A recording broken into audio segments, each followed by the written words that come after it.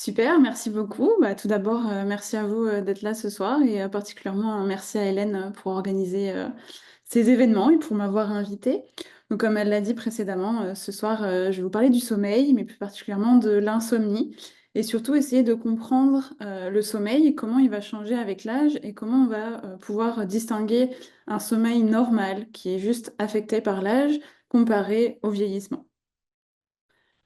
Donc, je vais commencer par une introduction sur le sommeil. Bon, j'espère que vous dormez tous un petit peu, même si certains d'entre vous n'ont pas l'air de beaucoup dormir. Vous devez certainement savoir que quand on dort, on a une posture stéréotypée. Donc ici, vous avez différents exemples des postures que chaque personne peut avoir lorsque l'on est endormi. Comme vous devez le savoir, quand on dort, on est immobile. Et je vais même dire qu'on a une diminution de la réactivité aux stimulations. Donc, c'est-à-dire que si quelqu'un vient vous parler alors que vous êtes endormi, il y a moins de chances que vous répondiez que lorsque vous êtes éveillé. Donc on appelle ça aussi comme une conscience altérée. On n'est pas totalement dans un état de conscience euh, comme on a l'habitude de l'être quand on est éveillé. Mais heureusement, cet état est réversible, contrairement aux personnes, par exemple, qui sont dans le coma. C'est des états de conscience qui sont assez similaires entre, par exemple, le coma et le sommeil. Mais heureusement, le lendemain matin, avec le sommeil, on se réveille de façon tout à fait naturelle. Alors, le sommeil est un comportement universel, mais cela dit, on sait qu'il est variable selon les différentes espèces. Donc nous, l'homme, on se situe ici avec environ 8 heures de sommeil par nuit. Mais si on regarde un petit peu plus les extrêmes, eh ben, le lion, lui, va dormir environ 13h30, enfin 13h, oui, 30 par jour. Alors que si on va regarder l'éléphant ou le cerf, bah, eux, ils vont avoir besoin, par exemple, uniquement de 3 heures de sommeil. Mais alors, pourquoi est-ce qu'on dort? Le sommeil, il a des propriétés réparatrices qui nous permettent de fonctionner de manière optimale durant notre période d'éveil.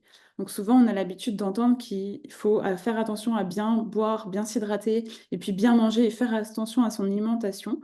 Et ben, j'ai envie de rajouter qu'il est important également de faire attention à son sommeil. Alors, pourquoi faire attention à son sommeil? Pourquoi? Quel rôle il va avoir dans notre organisme? Eh ben, on sait que le sommeil va notamment affecter la santé physique et mentale. Les personnes qui ont un mauvais sommeil ont plus de risques de développer notamment des maladies cardiovasculaires. Il y a une augmentation aussi du risque de diabète et il peut également y avoir une augmentation du risque de démence ou de troubles de l'humeur. Le sommeil est également important pour tout ce qui est concentration et performance physique. Il y a des études qui ont montré que des étudiants qui dorment bien durant leur période d'examen ont plus de chances de réussir leurs examens comparé à des étudiants qui vont faire moins attention à leur sommeil. Et alors, vous avez peut-être déjà fait l'expérience, le sommeil est également important pour notre humeur. Quand on a bien dormi le lendemain, on a plus de chances d'être plus agréable, moins contrarié, alors que si on manque de sommeil ou qu'on a mal dormi, le lendemain, on va être plus facilement irritable. Donc, toutes ces propriétés font que le sommeil va être important pour différents aspects de notre vie et dans notre corps. Alors, comment on dort? Pourquoi on dort? Quels sont les processus qui font que nous dormons durant la nuit et nous sommes éveillés durant le jour? Le premier processus dont je vais vous parler, c'est ce qu'on appelle le processus homéostatique ou la pression de sommeil. Donc d'abord, on va regarder la courbe qui est en bleu. On va prendre l'exemple de quelqu'un qui se réveille à 7 heures.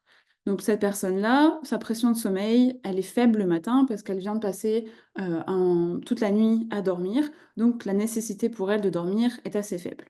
Et puis cette personne, elle va rester éveillée durant toute la journée. Et donc là, son besoin de sommeil va augmenter au fur et à mesure de ses activités. Et puis on va considérer que cette personne, elle va se coucher à 23 heures. Et donc là, à 23 heures, elle va s'endormir jusqu'au lendemain matin, 7 heures. Qu'est-ce que fait sa pression de sommeil? Comme la personne, elle dort, sa pression de sommeil va diminuer. Et puis le lendemain, quand elle va reprendre des activités, elle va augmenter de nouveau. Qu'est-ce qui se passe quand on est privé de sommeil? Eh bien, cette pression de sommeil, par exemple, si on ne va pas se coucher à 23 heures, mais on va se coucher quelques heures plus tard, elle va continuer d'augmenter, d'augmenter, d'augmenter. Bon, là, on a pris un exemple qui est assez extrême, c'est-à-dire que si vous ne dormez pas d'une nuit, eh bien, votre pression de sommeil va augmenter, augmenter, augmenter jusqu'à ce que vous alliez vous coucher, et là, elle va diminuer. Et alors, qu'est-ce qui se passe lorsqu'on fait une sieste? Donc là, on reprend toujours l'exemple de la personne qui se lève à 7 heures le matin. Et puis à 17 heures, elle va décider d'aller faire une sieste parce qu'elle se sent vraiment fatiguée. Et bien, comme va y avoir un épisode de sommeil, sa pression de sommeil va diminuer. moins que durant une nuit parce que l'épisode sera plus court. Et puis quand cette personne va se réveiller et reprendre ses activités, sa pression de sommeil, elle va augmenter de nouveau. Et puis quand elle ira se coucher à 23 heures, et ben, sa pression de sommeil va diminuer durant la nuit. Cela dit, si on compare une personne qui n'a pas fait de sieste, donc en bleu, comparé à une personne qui a fait la sieste, on voit que la pression de sommeil à l'heure du coucher est différente. Le deuxième mécanisme qui permet d'expliquer pourquoi on dort s'appelle le rythme circadien ou l'horloge biologique. Cette horloge biologique, elle a un rythme d'à peu près 24 heures. Donc, de nouveau, on va prendre l'exemple d'une personne qui va se réveiller à 7 heures et se coucher à 23 heures. Qu'est-ce que fait son horloge biologique? Son horloge biologique, le matin, elle va lui envoyer un signal d'éveil. Donc, en fait, ça, elle va lui dire, durant la journée, c'est le moment d'être réveillé. Donc, elle va envoyer tous les signaux dans le corps pour dire que c'est le bon moment d'être réveillé.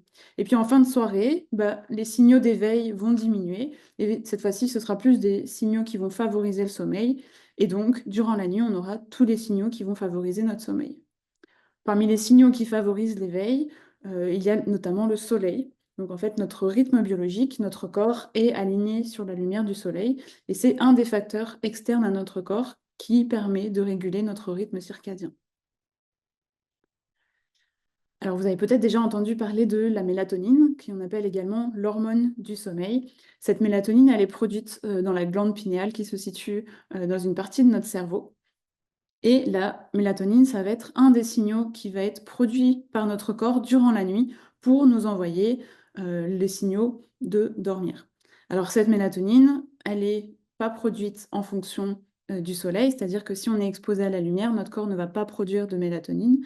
À l'inverse, quand c'est la nuit et qu'on n'a pas été exposé à de la lumière, la mélatonine va être produite. C'est notamment pour ça également qu'on dit qu'il est bien d'éviter les écrans bleus le soir. Les écrans bleus le soir vont être captés comme le soleil par l'œil, mais ils vont empêcher la production de la mélatonine. C'est notamment une des raisons pour lesquelles on dit que les écrans ne sont pas bons le soir.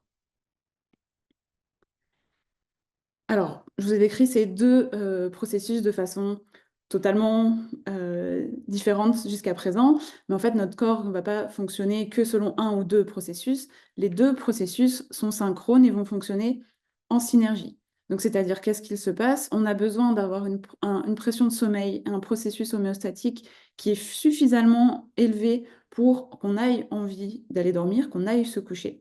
Et en même temps, il faut que notre rythme circadien et notre horloge biologique nous envoie les signaux. C'est la combinaison des deux qui fait qu'on va s'endormir le soir et qu'on va se réveiller le matin. Donc, c'est-à-dire que quand notre pression de sommeil sera suffisamment dissipée et que notre corps va envoyer les signaux pour nous réveiller, on va se réveiller à ce moment-là. Et c'est ce qu'on appelle, nous, plus généralement, le cycle de veille-sommeil. Parce que bien sûr, aujourd'hui, on va parler plus du sommeil, mais tout ce qui se passe durant la période d'éveil est également importante puisqu'elle va pouvoir impacter votre sommeil.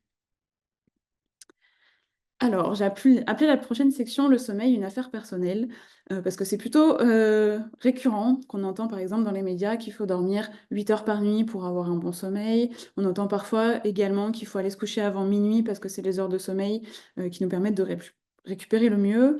Des personnes parfois vont se plaindre de leur sommeil parce qu'elles vont comparer avec des amis ou avec leur partenaire ou avec d'autres membres de leur famille en disant, bah voilà, mon partenaire s'endort directement alors que moi pas du tout. Moi, j'ai envie de vous dire, le sommeil ne dépend que de vous et ça ne sert à rien de se comparer à quelqu'un d'autre parce que chaque personne est différente et chaque rythme biologique est également différent. Alors, pour vous introduire ça, je vous appelle ce qu'on appelle le chronotype, donc c'est lié au rythme circadien, et ça va être les préférences pour aller se coucher. Donc en fait, vous avez peut-être déjà entendu parler des couches tôt ou des couches tard. On va dire, ah bah voilà, cette personne, dans tous les cas, elle va aller se coucher tard parce que c'est ce qui correspond le mieux à son rythme. À l'inverse, il y a des personnes qui vont se lever tôt et qui l'ont toujours fait parce que ça correspond à leur rythme. Alors, on va reprendre l'exemple de la personne qui se couche à 23 heures et qui va se lever le matin à 7 heures. C'est ce qu'on appelle un chronotype plutôt classique. Puis on va avoir des personnes qu'on va appeler des chronotypes du matin ou les couches tôt, qui eux vont avoir tendance par exemple à se coucher vers 21 heures et qui par contre le matin à 5 heures vont se réveiller de façon tout à fait naturelle et c'est quelque chose qui leur correspond. Et à l'inverse, on peut avoir des chronotypes du soir ou des chouettes, des gens qui vont rester éveillés jusqu'à 2 heures du matin et eux, ils vont avoir besoin de se réveiller plus tard dans la journée. Donc, c'est pas forcément l'heure à laquelle vous vous couchez, c'est plutôt est-ce que l'heure à laquelle vous vous couchez correspond à votre rythme biologique. Donc vous pouvez très bien être vous du matin et avoir un partenaire ou des amis qui se couchent plus tard parce que eux, ce sont des chronotypes du soir. Ça, tout dépend de votre personne et de votre rythme biologique, de votre horloge interne à vous. Alors, j'ai parlé tout à l'heure des besoins de sommeil. Donc ici, vous avez en bleu les besoins de sommeil moyens par tranche d'âge. Donc vous voyez entre 0 et 3 mois, un bébé qui vient de naître, il va avoir besoin de dormir entre 14 à 17 heures par jour. Et puis vous avez un bleu plus foncé, enfin plus clair, pardon. Et là, c'est ce qui est possible également, c'est-à-dire qu'on peut avoir un bébé qui va dormir entre 11 et 13 heures, parce que ça va être ses besoins à lui, et à l'inverse, on peut avoir des bébés qui vont dormir entre 18 et 19 heures, parce que ce seront leurs besoins à eux. Qu'est-ce qu'on observe avec l'âge? Bah, avec l'avancée en âge, on a une diminution du nombre d'heures de sommeil qui est nécessaire. Et puis quand on regarde pour les personnes entre 26 et 64 ans, ou même les personnes âgées de plus de 64 ans, en effet, on peut voir que la moyenne est d'environ 8 heures de sommeil, mais qu'il est tout à fait possible que des personnes se sentent reposées et aient suffisamment eu d'heures de sommeil en dormant uniquement 5 ou 6 heures par nuit. Et à l'inverse, on peut avoir des personnes qui vont avoir besoin de plus de 8 heures de sommeil et qui vont avoir besoin jusqu'à 9 ou 10 heures de sommeil par nuit. Donc de nouveau, ce qu'on entend en règle générale, c'est une moyenne sur une population, mais on précise rarement ce qui est possible également. Donc le recommandé, ce serait bien ce que tout le monde ait, mais on sait qu'il y a des exceptions, et de nouveau, on n'est pas tous pareils. Donc vous pouvez très bien dormir, vous, 6 heures, et ça vous suffit, et à l'inverse, avoir quelqu'un dans votre famille ou dans votre entourage qui va avoir besoin de 9 ou 10 heures de sommeil. Ça ne veut pas dire qu'il y en ait un de vous deux qui a des problèmes de sommeil, c'est juste que vous avez des besoins de sommeil qui sont différents. Alors, sommeil va changer avec l'âge. On a moins l'habitude d'en entendre parler. J'aime bien prendre l'exemple, par exemple, des rides.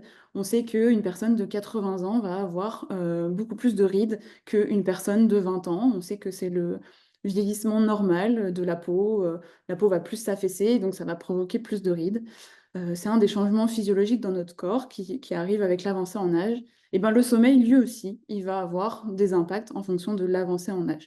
Donc il y a des changements qui sont tout à fait naturels avec l'âge. Et en effet, quand on a plus de 60 ans, on va pas forcément dormir comme on dormait à 20 ans. Cela ne signifie pas qu'on a forcément des problèmes de sommeil. C'est possible, mais c'est pas toujours le cas. Alors ici, je vous présente un hypnogramme. Donc en fait, ça va montrer tous les stades de sommeil au cours de la nuit. Donc on passe durant différents stades de sommeil durant la nuit et on a différents cycles également. Donc un cycle va se finir par du sommeil paradoxal. Donc souvent, on va commencer en état d'éveil, puis on va passer un stade de sommeil lent, léger, puis un stade de sommeil lent, profond, et puis à la fin de notre cycle, généralement, on a du sommeil paradoxal. Donc ici, c'est l'exemple d'une personne âgée entre 18 et 60 ans sur la population générale. Donc ici, on peut voir qu'il y a différents stades de sommeil, que parfois on va passer du sommeil lent profond au sommeil lent léger, puis qu'on va retourner dans le sommeil lent profond, et ainsi de suite tout au long de la nuit. Puis on peut voir qu'il y a en effet des fois quelques petites périodes d'éveil. Donc ça, généralement, ça peut être 30 secondes ou une minute. C'est même pas forcément des éveils dans lesquels on est conscient de se réveiller, mais ça arrive. Et ben, qu'est-ce qu'on sait avec l'âge? On sait que va y avoir plus d'éveil. Vous voyez, par exemple, il y a plus de pics ici, donc il va y avoir plus d'éveil durant la nuit. C'est tout à fait normal. Et il y a également, si vous regardez, beaucoup moins de sommeil lent profond. Si vous regardez la proportion ici, il y a beaucoup moins de pics qui sont longs et qui descendent comme ici, et ça va durer moins longtemps. Ça, c'est des changements dont on est au courant, qui ont été démontrés par différentes études, que le temps passé dans les différents stades de sommeil vont changer avec l'âge et que c'est un processus normal lié au vieillissement. Alors, tout à l'heure, je vous ai parlé des chronotypes du soir et puis des chronotypes du matin.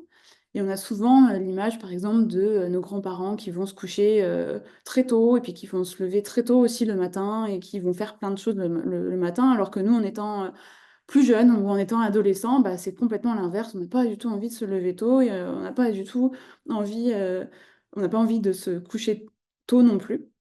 En fait, ça, c'est un graphique qui représente la distribution des chronotypes du soir et des chronotypes du matin en fonction des hommes et des femmes.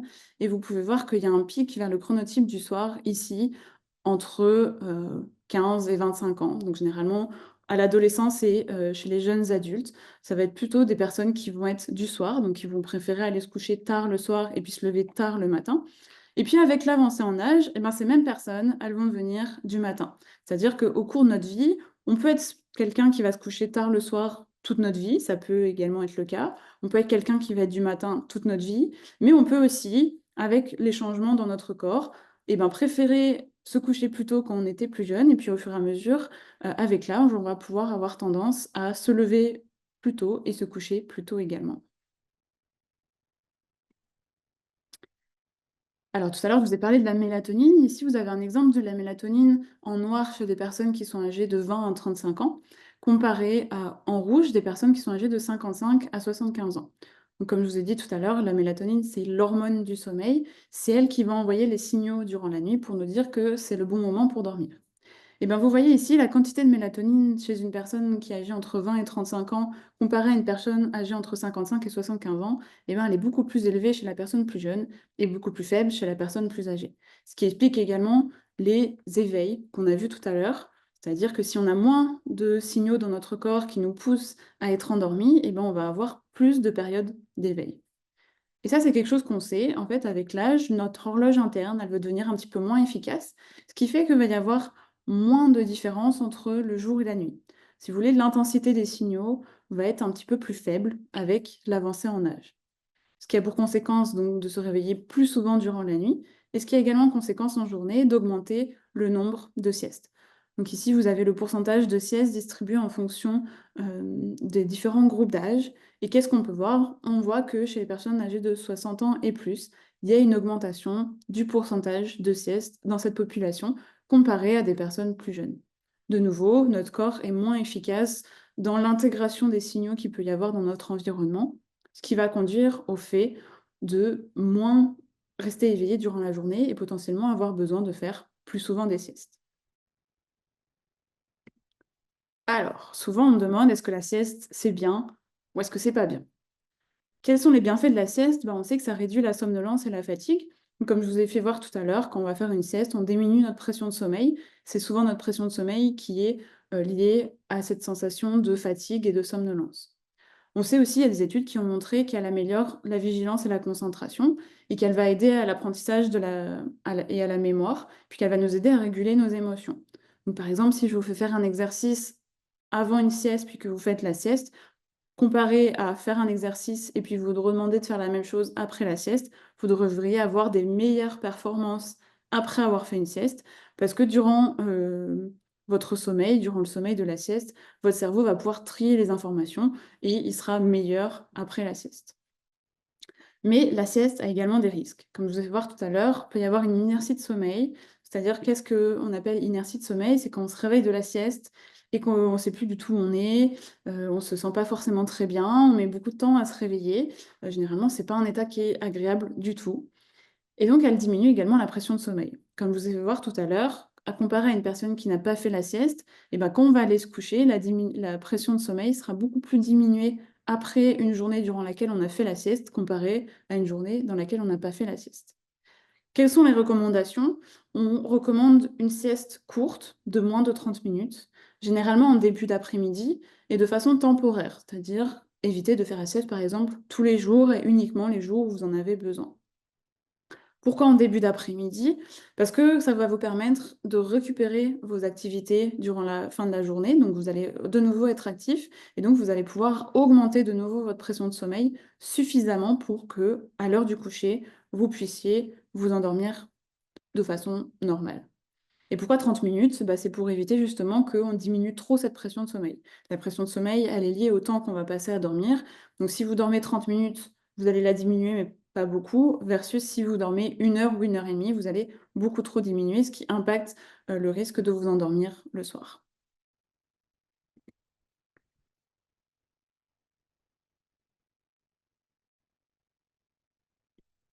Alors là, cette partie-là, on va passer plus sur l'insomnie. Avant de vous parler uniquement de l'insomnie, je vais vous faire voir les plaintes cliniques de sommeil qui sont répertoriées.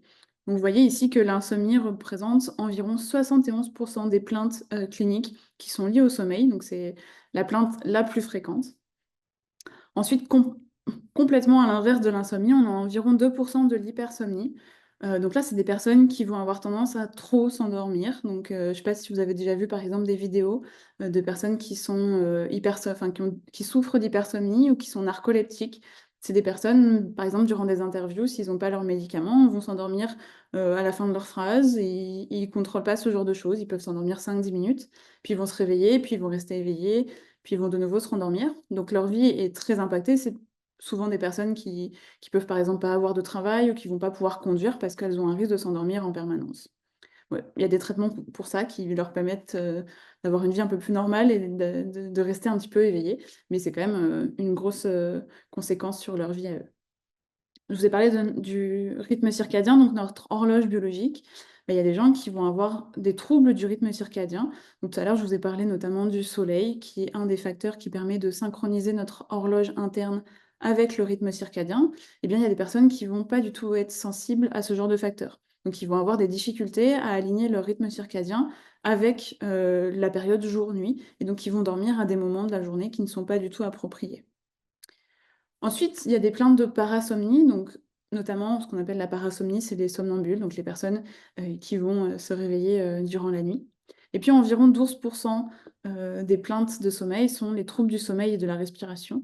Donc, notamment la plus grosse plainte, c'est, les apnées du sommeil. Donc vous savez peut-être ce que sont les apnées du sommeil. Donc c'est des personnes qui vont arrêter de respirer, durant un petit laps de temps, mais plusieurs fois durant la nuit. Et donc ceci a pour, conséquence, de fragiliser le sommeil et de le fragmenter. C'est des personnes qui vont passer moins de temps dans certains, stades de sommeil, ce qui fait qu'ils ne vont pas avoir un sommeil de qualité. Là, sur l'image, on voit notamment que cette personne porte une CPAP. C'est l'un des traitements, les plus, efficaces, contre l'apnée, du sommeil. Alors moi, mon travail, se concentre plus sur l'insomnie, donc aujourd'hui, je vais plus, me concentrer là-dessus, mais en effet, c'est pas le seul trouble du sommeil, qu'on retrouve, dans les plaintes cliniques. Alors, qu'est-ce que l'insomnie? Bah, l'insomnie, ça peut être différentes choses. L'insomnie, ça peut être des difficultés d'endormissement. Donc, c'est des personnes qui vont aller, se mettre au lit, mais qui vont avoir du mal à s'endormir. L'insomnie, ça peut être des difficultés de maintien de sommeil. Donc, ça va être des personnes qui vont s'endormir, très vite et tout à fait naturellement, mais qui vont se réveiller à 3 ou 4 heures du matin avec impossibilité de s'endormir pendant, des dizaines de minutes ou même des heures, puis qui vont parfois réussir à se rendormir. Et puis l'insomnie, c'est également des réveils précoces. Donc ces personnes qui vont s'endormir facilement, qui vont rester endormies toute la nuit, mais par contre qui vont se réveiller bien plus tôt que ce qu'ils espèrent par rapport à leur réveil. Et puis l'insomnie, ça peut être aussi une combinaison de ces différents facteurs. Donc on a des personnes qui vont avoir des difficultés à s'endormir et qui vont se réveiller plus tôt. On a des personnes qui vont avoir des difficultés à s'endormir et qui vont également se réveiller durant la nuit. Donc ça peut être une combinaison, de toutes ces choses-là. Ce qu'on sait également, c'est que l'insomnie, va avoir un impact sur la journée. Quel est le alors c'est pas là. Voilà, je vous en parlerai tout à l'heure un petit peu plus. Mais généralement, l'impact qu'on peut avoir, ça va être la fatigue, parce que ça va être des personnes qui, ont quand même mal dormi, bah, vont avoir beaucoup plus de fatigue durant la journée, se sentir plus somnolentes. Ça va être des personnes qui vont se plaindre, parfois de problèmes d'attention ou de mémorisation. Peut y avoir également des processus plus, physiologiques, donc des personnes qui vont souffrir, de troubles digestifs ou avoir d'autres impacts, dans leur, durant leur journée. Alors tout à l'heure, je vous ai fait voir donc un hypnogramme d'un individu qui dormait bien. Donc là, de nouveau, c'est une personne, âgée, de plus de 60 ans qui est considérée comme bon dormeur. Donc vous voyez, on a du sommeil, profond, on a du sommeil lent, léger, puis du sommeil paradoxal et puis on a quelques petits éveils. Eh bien, quand on prend l'exemple d'un individu qui a de l'insomnie, il y a beaucoup, beaucoup, beaucoup moins de sommeil profond. Et comme vous pouvez voir tous les pics ici, c'est une personne qui va avoir beaucoup d'éveil durant sa nuit. Ici, vous voyez également des petits pics, c'est-à-dire qu'elle va passer du stade de sommeil lent, léger 2, ce qui est un stade un peu plus profond, à un stade de sommeil lent, léger 1, donc qui est un peu moins profond, qui est plus similaire à de l'éveil et durant lequel on va avoir plus de sensibilité également à notre environnement extérieur. Donc ces personnes, quand elles vont être dans le stade de sommeil lent, léger 1, s'il y a du bruit autour d'elles, elles vont avoir plus de risques de se réveiller et tout ça. On voyait que le sommeil est beaucoup plus fragilisé et que même si la personne a des périodes de sommeil et d'endormissement durant sa nuit, le sommeil n'a pas du tout la même qualité par rapport à quelqu'un environ du même âge. Alors, pour vous décrire un petit peu le cercle vicieux de l'insomnie, je vais prendre l'exemple de Paul. Donc Paul, il dort 6h30 par nuit. Et là, il vient de lire un article dans le journal soulignant qu'il est nécessaire d'avoir 8 heures de sommeil par nuit pour bien dormir. Donc là, Paul, il se dit que lui, il dort quand même 1h30 de moins que ce qui est recommandé, et donc il commence à s'inquiéter pour son sommeil. Alors que comme on a vu tout à l'heure, 6h30 peut être tout à fait suffisant pour une personne comme Paul. Qu'est-ce qu'il fait, Paul? Bah, il va changer ses habitudes. Il va donc aller se coucher plus tôt, et il va se lever plus tard, pour rester pendant 8 heures dans son lit. Mais bon, au final, comme Paul, il a toujours besoin que de 6h30 de sommeil, et ben, il va finir par dormir que 6h30 durant la nuit. Qu'est-ce qui va se passer donc chez Paul? Eh ben, on va avoir ce qu'on appelle le phénomène d'activation. C'est-à-dire que quand Paul il est couché dans son lit et qu'il ne dort pas, il va commencer à avoir des pensées envahissantes. Donc, généralement, durant la nuit, on se focalise plutôt sur les pensées qui sont négatives, ce qui ne va pas dans notre vie, on rumine un petit peu toutes ces idées-là. C'est quelque chose de tout à fait normal. On sait que certaines structures de nos cerveaux qui sont là un petit peu pour faire la balance et pour inhiber et puis nous faire comprendre qu'il y a aussi des points positifs, bah, elles s'endorment bien la nuit. Par contre, les parties du cerveau qui sont plus liées à l'anxiété et aux pensées négatives, bah, elles ne dorment pas la nuit. Donc, c'est plutôt elles qui vont venir nous accabler de toutes ces pensées. Et puis, ben, qu'est-ce que ça a comme effet sur Paul? Et ben, durant la journée, il a plus de sautes d'humeur et puis il se rend compte qu'il a des difficultés pour se concentrer. Donc, qu'est-ce qu'on fait en règle générale à la place de Paul? On en parle à son médecin de famille et la majorité des médecins de famille vont dire à Paul de prendre des médicaments. Ah, c'est ça. Là, donc voilà, les conséquences de l'insomnie. Donc, comme j'ai dit, Paul, il a des sautes de l'humeur, donc ça va affecter sa santé mentale, peut également affecter la cognition. Donc, ce qu'on appelle la cognition, c'est plus le fonctionnement du cerveau, donc tout ce qui est lié à la mémoire, à l'attention. Donc, des personnes qui vont avoir des difficultés à se concentrer. Et puis, on sait aussi que ça peut affecter notre santé physique, notamment cardiovasculaire. On sait qu'il y a certains marqueurs qui sont différents chez des personnes qui souffrent d'insomnie comparé à des personnes qui ne souffrent pas d'insomnie. Donc Paul, en voyant tout ça, il a décidé d'en parler à son médecin de famille qui, lui, la première solution qu'il lui donne va être les somnifères. Au Canada, on estime qu'il y a environ un quart des personnes âgées de 60 ans et plus qui consomment des somnifères. Cependant, il y a des études, de plus en plus d'études récentes qui montrent qu'il y a des effets secondaires à court et à long terme des somnifères. Donc ces somnifères vont avoir pour effet de augmenter la somnolence diurne. Donc tout à l'heure, je vous ai parlé de l'effet d'inertie de sommeil, que quand on se réveille, on est un peu comateux, on ne sait pas où on se trouve. Bah, il y a beaucoup de personnes, il y a une partie des personnes qui ont des somnifères qui vont avoir ce genre d'effet. Comme je vous ai dit pour l'insomnie, ces personnes, des fois, qui souffrent d'insomnie, vont se plaindre de leur mémoire et de leur concentration. Bah, ça a été démontré également que les personnes qui consomment des somnifères peuvent avoir ce même genre d'effet. On sait notamment, surtout chez les personnes de 60 ans et plus, que peut y avoir une perte de coordination, ce qui entraîne un risque de chute et une augmentation des fractures de la hanche. Et puis, comme je vous l'ai dit, il y a des pertes de concentration. Donc, généralement, les somnifères sont recommandés pour un usage à courte durée. Alors, je ne vous dis pas que les somnifères sont inutiles, pas du tout. Je ne vous dis pas qu'il ne faut pas en prendre, ça dépend vraiment du cas par cas. Bien sûr, il ne faut pas arrêter les somnifères comme ça du jour au lendemain non plus. Il faut en discuter avec son médecin de famille, à la fois pour en prendre et à la fois pour les arrêter. Mais en voyant tout ça, il y a une autre thérapie qui a été mise en place et qui est normalement ce qu'on appelle le traitement de première intention, qui s'appelle la thérapie cognitivo-comportementale contre l'insomnie. Donc, qu'est-ce que la thérapie cognitivo-comportementale contre l'insomnie, que je vais aussi appeler TCCI? Donc là, c'est des thérapies qui sont dispensées par des psychologues qui sont spécialisés dans le sommeil. Et là, c'est des personnes qui vont vous apporter différents éléments, notamment, comme je vous expliquais tout à l'heure, que le sommeil, c'est une affaire personnelle, qui vont vous aider également à trouver des méthodes pour essayer de contrôler les pensées envahissantes durant la nuit ou les pensées négatives, et qui vont vous aider de nouveau avec votre sommeil, par exemple, à essayer de réassocier votre lit et à votre environnement de sommeil, enfin votre environnement de sommeil au sommeil. C'est-à-dire que quand on fait de l'insomnie, souvent on reste éveillé durant la nuit et puis on pense à plein de choses négatives, ou on va avoir tendance par exemple à regarder la télévision ou à lire dans notre lit. Donc notre cerveau, il va faire l'association que c'est tout à fait normal de faire ces activités-là durant la nuit, alors que nous, tout ce qu'on veut, c'est dormir. Donc là, les thérapeutes vont vous aider à réassocier le sommeil et l'environnement de sommeil au fait de dormir uniquement. La thérapie cognitivo-comportementale contre l'insomnie, elle a démontré être efficace et c'est le traitement qui, pour l'instant, a le plus de bénéfices à long terme. On observe, chez les insomniaques environ 60 de réponses positives, donc des personnes qui ont une augmentation, une amélioration, de leur sommeil et parmi ces 60 il y a environ 40 de rémission totale, donc des personnes qui, à la fin, ne souffrent plus de l'insomnie. Comment fonctionne cette thérapie? Je vais reprendre l'exemple de Paul.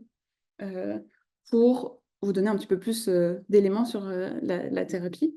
Donc comme tout à l'heure, on avait dit que Paul avait des croyances qu'il fallait dormir 8 heures par nuit et ben là, Paul va avoir ce qu'on appelle la restructuration cognitive, donc c'est-à-dire, on va lui donner toutes les clés en main pour connaître plus d'informations sur le sommeil et donc là, Paul, il a appris que le besoin de sommeil dépend de chaque personne. Donc maintenant, ça il n'a plus besoin de s'inquiéter si lui dort 6h30 alors que dans les médias, il a entendu 8 heures. On va également changer ses habitudes. Donc tout à l'heure, Paul, il passait plus de temps au lit pour essayer d'avoir ses 8 heures de sommeil. Et ben là, on va demander de faire l'inverse, c'est-à-dire qu'on va restreindre le temps passé au lit. Comme ça, il va passer moins de temps éveillé dans son lit et il va mieux dormir. Donc ça, de nouveau, c'est pour associer, votre lit au fait de dormir. Si vous passez moins de temps dans votre lit, mais que durant ce temps-là, vous dormez, votre cerveau va de nouveau associer le lit au fait de dormir et non plus à d'autres activités comme, lire ou regarder la télé ou à repenser et ruminer tout ce qui s'est mal passé durant la journée.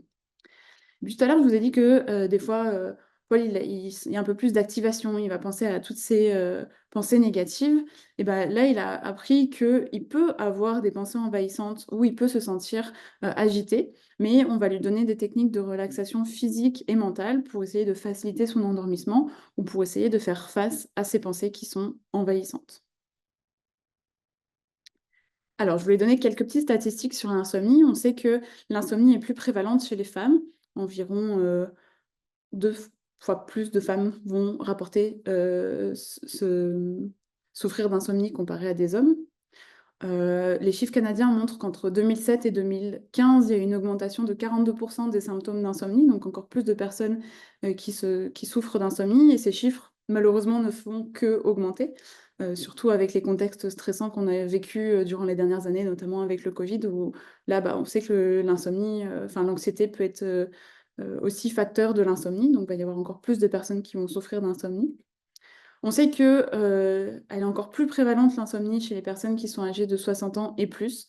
On estime qu'une personne sur 2 au Québec, va souffrir, d'insomnie et comment ça s'explique? Bah, comme je vous l'ai montré tout à l'heure, le sommeil est plus fragile au cours du vieillissement et il est aussi plus vulnérable aux perturbations.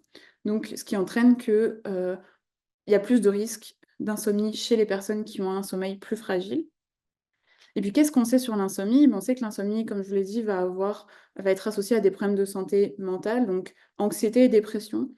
C'est une relation qui a double sens, c'est-à-dire que si vous avez plus d'anxiété ou, une mauvaise période dans votre vie, vous avez plus de risques de voir apparaître de l'insomnie. À l'inverse, si vous avez de l'insomnie, comme je vous ai dit que le sommeil, va jouer sur l'humeur, bah, vous avez plus de risques de développer de l'anxiété et de la dépression. Et puis comme je vous l'ai dit tout à l'heure également, beaucoup de personnes qui ont de l'insomnie, vont reporter des difficultés de concentration, ou de mémoire. Donc, soigner son insomnie, c'est aussi important pour essayer, d'essayer d'améliorer, toutes ses performances et toute la condition, physique et mentale. Alors qu'est-ce que nous, en tant que, chercheurs, on a comme rôle, là-dedans? Eh ben non, on sait que la thérapie cognitivo-comportementale, elle est, dispensée, comme je vous l'ai dit, par des thérapeutes, mais le nombre de thérapeutes disponibles est limité.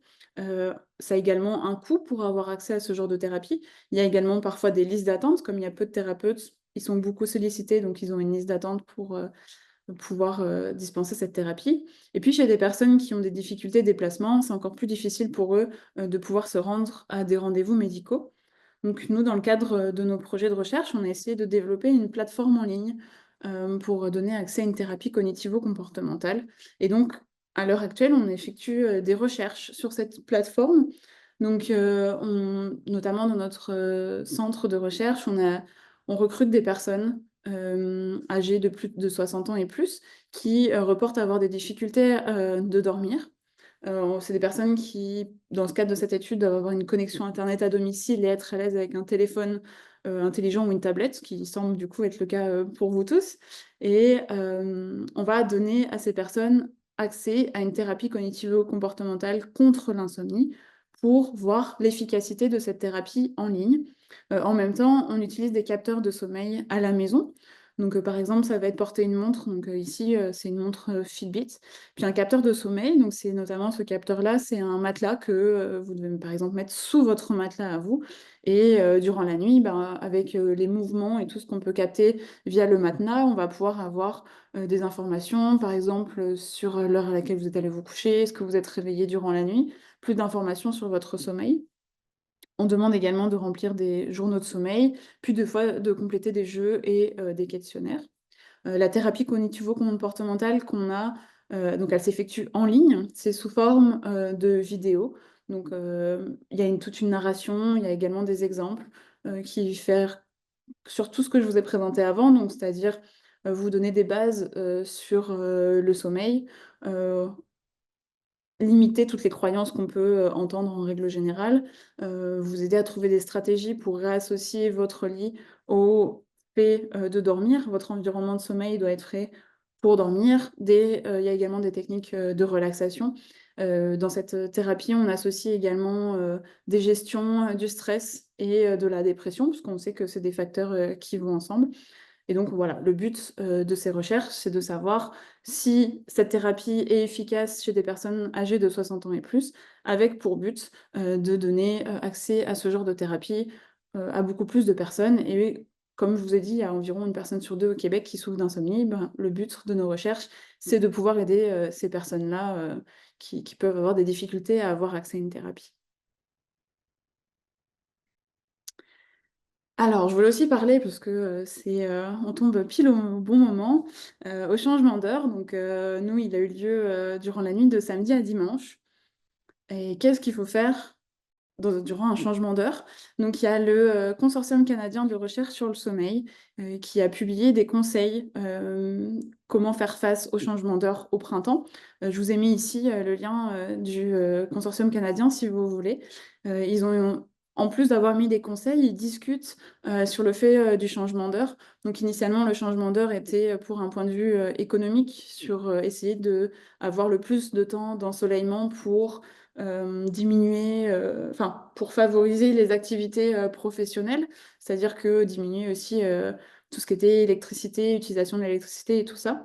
Sauf que maintenant, bah, il y a des gens qui travaillent la nuit, quasiment, tout quand on regarde dans notre rue, tout est allumé dehors, donc il y a pas forcément maintenant encore d'enjeux, économiques.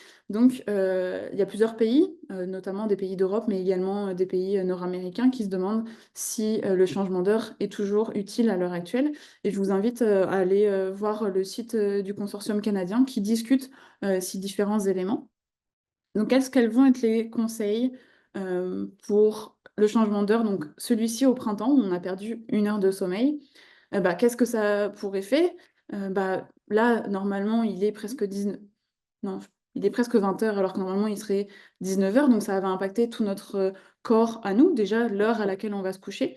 J'ai oublié de le mentionner tout à l'heure, mais le rythme circadien, l'horloge biologique, elle va fonctionner avec différents facteurs aussi. Je vous ai parlé beaucoup du soleil, mais elle va être aussi liée par rapport à l'activité physique ou, aux heures des repas. Donc en fait, quand on va prendre un repas, ça va être, un signal qu'on envoie à notre corps et puis lui, bah, il sait que après le repas, le soir par exemple, va y avoir un moment de relaxation, puis, le temps de sommeil. Donc tout ça, on va décaler tous ces horaires-là.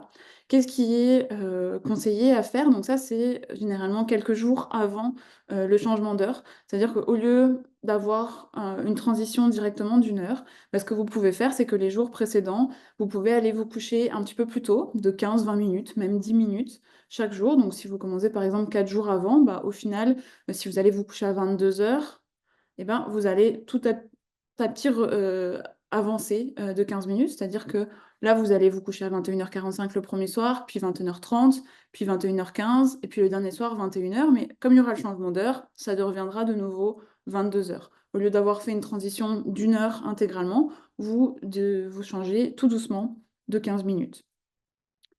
Comme je vous ai dit, donc, le rythme circadien va être affecté. Dans le même temps, et donc, il convient d'adapter ses horaires des activités quotidiennes telles que le repas et l'exercice physique. C'est conseillé, par exemple, de faire l'exercice physique le matin. Si on a du mal à se réveiller, on va essayer de faire des activités le matin. On va essayer, notamment, c'est bon donc, de prendre le soleil.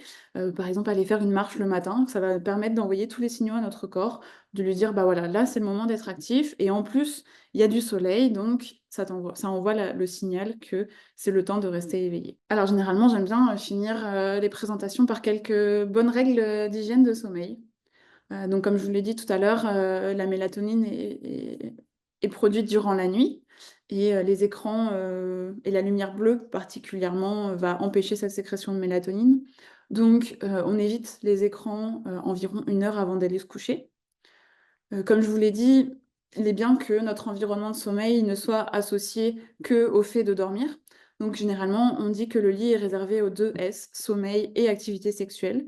Et il est bon de ne pas faire d'autres activités dans notre lit. Donc on évite de lire dans notre lit si on a de l'insomnie, on évite de regarder la télévision, on évite également d'être sur son téléphone, parce que notre cerveau, lui, fait des associations qu'on n'a pas forcément conscience, mais il va facilement associer le fait d'être dans notre lit, et puis par exemple de communiquer avec nos amis sur notre téléphone. Ou, voilà. Il est conseillé d'éviter le café, le thé et les boissons alcoolisées après 16 heures. Ce sont des... Alors, le thé et le café, on est plutôt au courant, on a l'habitude de savoir que c'est des excitants, c'est des boissons qui vont nous maintenir éveillés. À l'inverse, des fois, les boissons alcoolisées, on a plutôt tendance à croire que ça va nous endormir, alors qu'en fait, ça va venir affecter notre sommeil. Donc, c'est bien d'éviter de consommer après 16 heures pour avoir un bon sommeil. Une des règles, c'est si je ne dors pas, je sors du lit. De nouveau, c'est pour essayer d'associer votre environnement de sommeil au fait de dormir. Alors, je sais que ça peut être compliqué, et c'est une des règles notamment dans la thérapie cognitivo-comportementale. Je comprends tout à fait que quand on n'arrive pas à s'endormir, on n'a pas du tout envie de se sortir de notre lit parce qu'on a peur de louper justement l'endormissement, alors qu'en fait, c'est la façon qui nous aide à réassocier notre lit au fait de dormir. Donc, si je ne dors pas, je sors du lit. Alors, forcément, vous n'allez pas commencer à faire des activités physiques, vous n'allez pas aller faire un tour ou un jogging pour vous détendre parce que là, vous allez envoyer les mauvais signaux à votre corps. Mais ce que vous pouvez faire, c'est sortir du lit, aller sur votre canapé, regarder la télévision. Et puis quand vous sentez que vos paupières sont lourdes, que vous commencez à bâiller, que pour vous, c'est de nouveau, vous vous sentez un peu fatigué, vous retournez dans votre lit pour faire en sorte de vous rendormir dans votre lit. Quelque chose qui peut vous aider également quand vous avez des problèmes de sommeil et même qui est très bien pour les personnes qui dorment bien, c'est de maintenir des horaires de sommeil réguliers. J'aime bien dire que notre corps, il fonctionne un petit peu comme une machine. Donc en fait, si vous faites en sorte que la machine est bien réglée, bah, vous allez avoir plus de facilité à vous endormir le soir à la même heure et de vous réveiller le matin à la même heure également. Pour faire fonctionner la machine, c'est bien aussi d'avoir un régime alimentaire qui est sain. Comme je vous ai dit, c'est bien, comme d'avoir des horaires de sommeil réguliers, il est conseillé aussi d'avoir des heures de repas qui sont régulières. Comme tout le corps, c'est des engrenages, qui sont tous associés et que le sommeil est aussi lié, hem, au reste du corps et à la façon dont on va vivre. Et ben, si vous mangez à des heures régulières et que vous avez un sommeil régulier, votre corps, votre machine va mettre tout ça en place et pour elle, ça va être totalement logique. Et puis, comme je vous ai dit tout à l'heure, aujourd'hui, j'ai beaucoup parlé de sommeil, mais le sommeil va toujours avec la période d'éveil et c'est aussi important, de rester actif durant la journée. Si vous faites des activités physiques, même si c'est juste, prendre une marche, ça va vous aider à vous endormir. Bien sûr, il faut éviter de faire ça, trop tard dans la journée. Justement, c'est bien de faire des activités, légères, le soir.